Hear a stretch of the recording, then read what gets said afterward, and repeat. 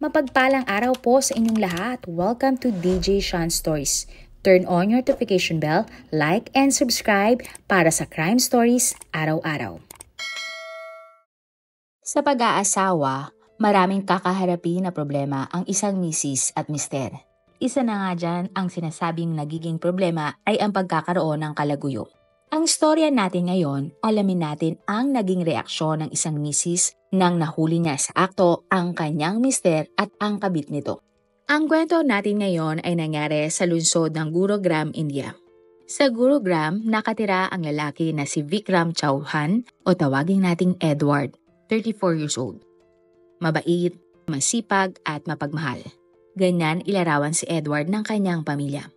Ang asawa ni Edward ay kinilalang si Deepika Chauhan o tawaging nating Dana, 32 years old. Sina Edward at Dana ay nagkaroon ng dalawang mga anak.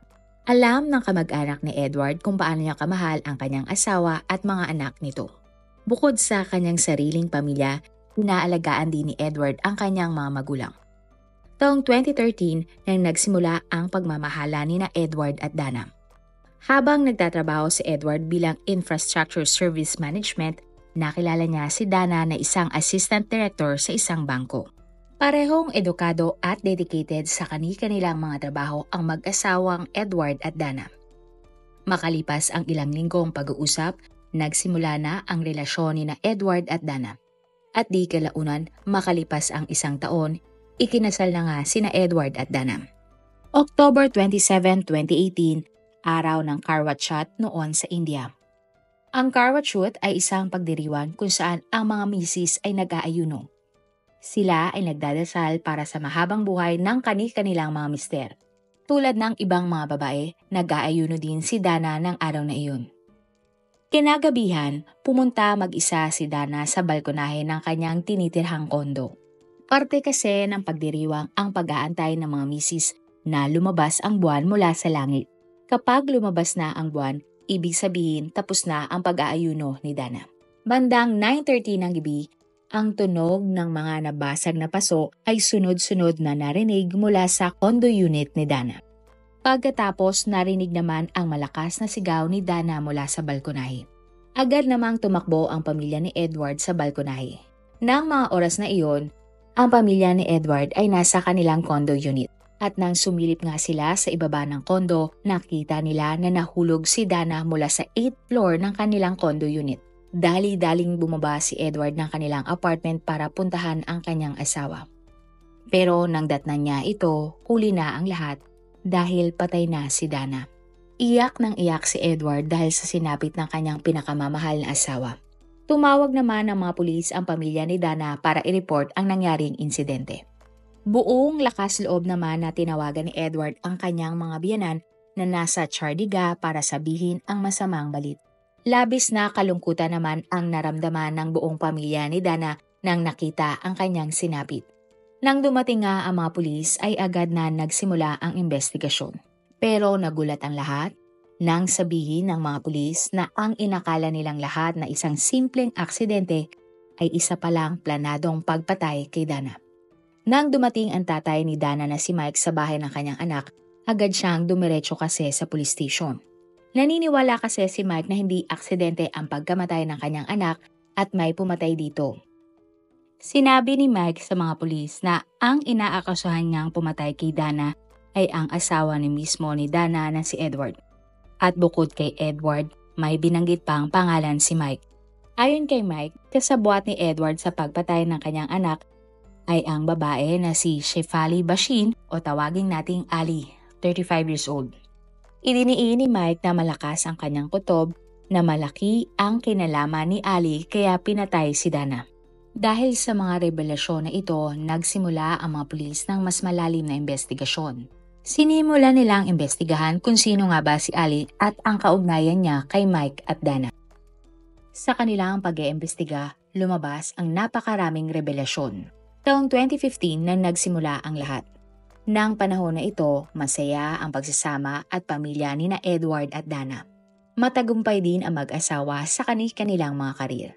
Kaya naman nagdesisyon sina Edward at Dana na mag-invest sa mas importanteng bagay na mahalaga para sa kinabukasan ng kanilang pamilya. Ang napusuan na mag-asawa na gawing investment ay ang pagbili ng isang property. Kaya naman naghanap sila ng bibili na flat o mas kilala bilang kondo. Isang unit ang nakita ni na Edward at Dana sa Ansel Valley Estate at agad nga nilang nagustuhan ang unit at nagdesisyon na bilhin ito. Ang may-ari ng unit na nagustuhan ni na Edward at Danny ay si Ali. Si Ali ay isang freelance journalist at may asawa na. Nakatira si Ali at ang kanyang mister sa Ansel Valley at sa parehong floor nandoon din ang unit na ibinenta niya kina Edward at Dana. Matapos ngang mabili ni na Edward at Dana ang unit, agad silang lumipat doon kasama ang kanilang anak. At dahil parehong busy sina Edward at Dana sa kani-kanilang trabaho, madalang lamang silang makisalamuha sa kanilang mga kapitbahay. Pero nagbago iyon nang nag-iba ang schedule sa trabaho ni Edward. Kung dati-rati ay sabay silang pumapasok ni Dana sa trabaho, naging kabaliktaran ito. Nauna na si Edward na pumasok sa kanyang trabaho. Isang beses, bago papasok ng trabaho, nakasalubong ni Edward si Ali sa hallway ng condominium. Dito na nga nag-usap ang dalawa at naging malapit sa isa't isa. Sa tuwing papasok na ng trabaho si Edward, sabay silang naglalakad ni Ali sa hallway. Simula noon, madalas na nga magtawanan sina Edward at Ali. Hanggang sa ang pagkakaibigan ni na Edward at Ali ay tuluyan nang nauwi sa isang pag-iibigan. Dahil dito, nagsimula ang bawal na relasyon sa pagitan ni na Edward at Ali. Kung dati, hindi umaattend ng mga gathering sa kondo si Edward, nang nakilala niya si Ali ay lagi na siyang present sa kahit anong pagditipon sa kondo. Ang sinasabi ni Edward kay Dana sa tuwing aalis siya ng bahay ay makikipagkita lamang siya sa kanyang mga kaibigan. Pero ang hindi niya alam, magkasama ang kanyang asawang si Edward at si Ali. May mga pagkakataon din na nag-out of town pa ang dalawa. Lagi namang pumapayag si Dana sa gusto ng kanyang mister. Pero ang hindi alam ni Dana, nakikipagkita na pala si Edward sa kanyang kalaguyo. Sa tuwing nasa trabaho na si Dana, minsan ay hindi na pumapasok ng trabaho si Edward. Pagkatapos ay pinapupunta niya si Ali sa kanilang bahay dahil ang kanyang mga anak ay nasa eskwelahan naman. At ganun din naman ang ginagawa ni Edward kapag wala ang asawa ni Ali sa unit nito. Pumupunta si Edward sa unit ni Ali para dun sila magsama ng lalaki. Pero makalipas ang ilang buwan, lumalim na nga ang pagkakaibigan ni na Edward at Ali. At nagdesisyon na din ang dalawa na gusto na nilang magpakasal. Subalit may isang malaking problema. May kanya-kanya ng asawa sina Edward at Ali. Subalit kahit na ganon, hindi inisip ni na Edward at Ali na sila ay may mga pamilya na. Basta ang gusto lamang ng dalawa, sila ay magsama para maging masaya. Noong una, maingat na naitatago ni na Edward at Ali ang kanilang bawal na relasyon. Ngunit ng taong 2017, napansin na ng mga taga-Ansel Valley ang pagiging malapit ni na Edward at Ali sa isa't isa. Kaya naman kumalat ang chismis na sila ay may relasyong dalawa. Hanggang sa nakarating na nga ang tungkol sa bawal na relasyon na ito kay Dana. June 27, isang beses ay nagkunwari si Ana na papasok na siya sa trabaho. Paglabas ng kanilang unit, nagtago si Dana sa hallway ng condominium hanggang sa nakita niya ngang pumunta sa unit ni Ali ang kanyang asawang si Edward. Maya-maya pa, palihim at dahan-dahang bumalik si Dana sa kanilang condo unit. Pagsilip ni Dana sa kanilang kwartong mag-asawa, naaktuhan niyang may nangyayari kina Edward at Ali. Subalit pinili ni Dana na manahimik at hindi niya kinompronta ang dalawa. August 2017 nang nalaman ni Dana na siya ay buntis sa pangalawang anak nila ni Edward.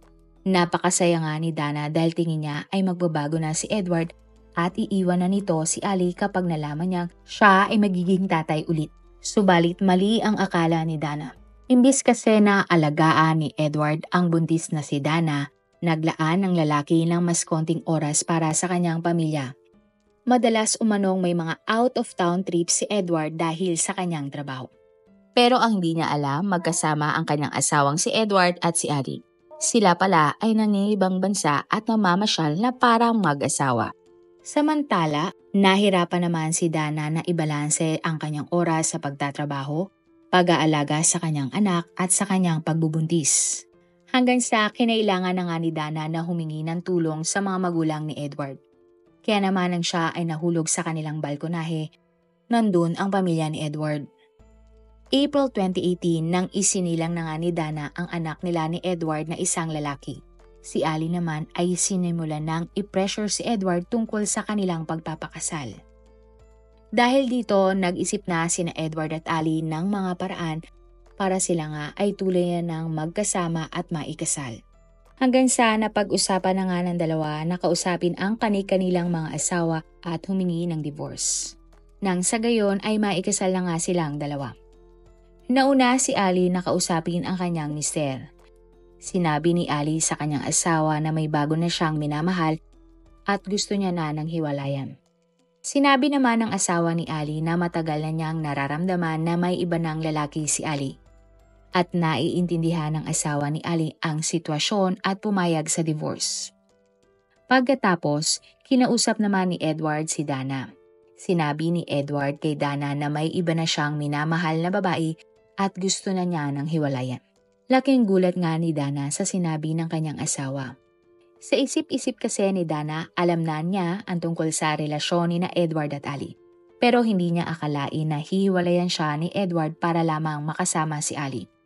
Mahal na mahal ni Dana si Edward at isinasaalang-alang niya ang kanilang masayang pamilya. At sinubukan nga ni Dana na kumbinsihin si Edward na huwag itapon ang pamilya na kanilang binuo. Ngunit nagalit si Edward at sinabing hindi na sila babalik pa kagaya ng dati dahil mahal niya na nga si Ali. At dahil dito nagalit si Dana at sinabi na hindi siya papayag sa divorce. Kaya naman nagkaroon ng pag-aaway sa pagitan ni na Edward at Dana. Pinaniniwalaan nga na sa tuwing mag-aaway ang dalawa ay nasasaktan umano ni Edward si Dana. Umabot nga ng ilang buwan ang pag-aaway ni na Edward at Dana. Halos gabi-gabi sila ay nagtatalong dalawa. Sa kabilang banda, naiinip na si Ali at gustong-gusto niya nang makasama si Edward. Kaya nga isang araw nagpunta si Ali sa bahay ni na Edward at Dana. Kinompronta ni Ali si Dana at sinabi nga na hiwalayan na si Edward. Pero nagbangayan lamang ang dalawang babae at mas lalo ngang lumala ang sitwasyon. At ng May 2018, sinabi ni Ali kay Edward na siya ay nagdadalang tao sa kanilang anak at kailangan na nilang magpakasal. Sinabi ni Ali kay Edward na gawin na ang lahat para mawala na si Dana sa kanilang landas at makapagpakasal na silang dalawa. October 27 ang araw nga ng karwatsyat at nag-aayuno nga si Dana para kay Edward. Nagpunta sa condo unit ni na Edward at Dana ang mga magulang ni Edward. Habang abala si Dana sa paghahanda sa kanyang pag-aayuno, kinausap si Edward ng kanyang mga magulang. Napansin kasi nila na may problema na sa pagitan ni na Edward at Dana. Sinabi ng mga ito na ayusin na nga nila ang problema para sa kanilang mga pamilya. Subalit nagalit si Edward sa sinabi ng kanyang mga magulang dahil ang gusto niya ay hiwalayan niya na si Dana.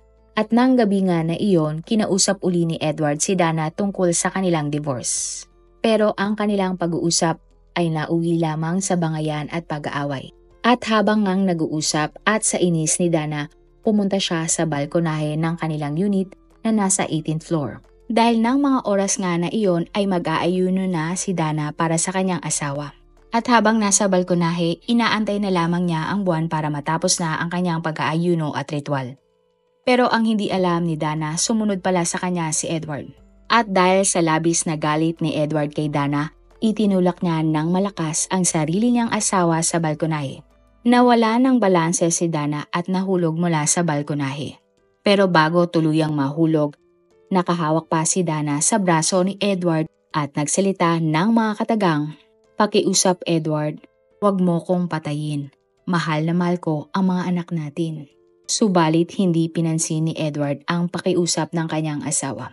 Tinanggal ni Edward ang pagkakahawak sa kanya ni Dana at tuluyan na nga itong nahulog mula sa balkonahe. Matapos ngang malaman ng mga pulis ang lahat ng ito, kinausap nila sina Edward at Ali. Sa police station, ibinigay ni Edward ang kanyang salaysay. Sinabi ni Edward sa mga pulis na aksidente lamang ang nangyari kung bakit namatay ang kanyang asawang si Dana.